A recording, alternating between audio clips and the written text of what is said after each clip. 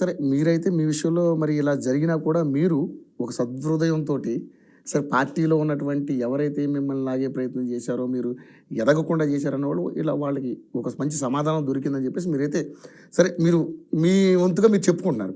కానీ ఎప్పుడైతే ఈ ఎమ్మెల్యే కోటాలో ఎమ్మెల్సీలుగా మీ పేరు అద్దంకి దయాకర్ గారి పేరు వినిపించిన తర్వాత సడన్గా మార్పు జరిగిన అంశం మీద మీరు ఎలా రియాక్ట్ అవుతున్నారు?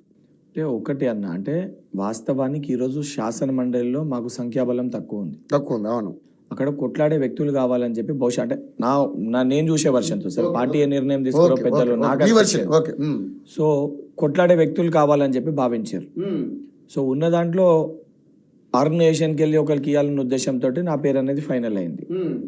సో దయాకర్ అన్నను కూడా అక్కడనే పెడితే దయాకర్ అన్న రేపు పొద్దున ఇంకేదన్నా పార్టీ స్థానంలో కేంద్రంలో దయాకర్ అన్న సేవల్ని ఉపయోగించుకోవాలని చెప్పి పార్టీ భావించి దానితో పాటు ఇచ్చిన వ్యక్తి కూడా ఎవరో పారాషూట్కి ఇస్తే మీరు అనుకోవచ్చు.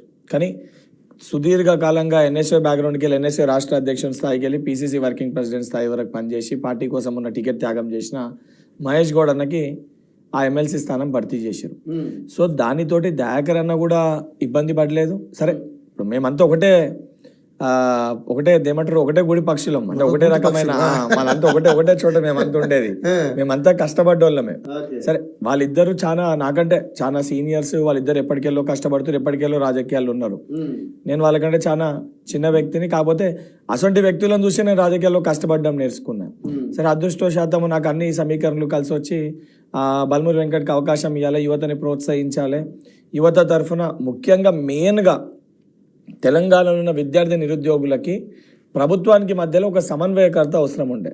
బహుశా ఆ సమన్వయకర్త బాధ్యత బల్మూరి వెంకట్ని పెట్టాలన్న ఉద్దేశంతో ముఖ్యమంత్రి గారు ఈ ఒక డెసిషన్ తీసుకున్నారని చెప్పి నేను భావిస్తున్నాను. ముఖ్యంగా నాకు ఈ అంశం ఎందుకు గుర్తొస్తుందంటే మీరు మొన్న జరిగినటువంటి టీఎస్పీఎస్సీ ఎగ్జామ్స్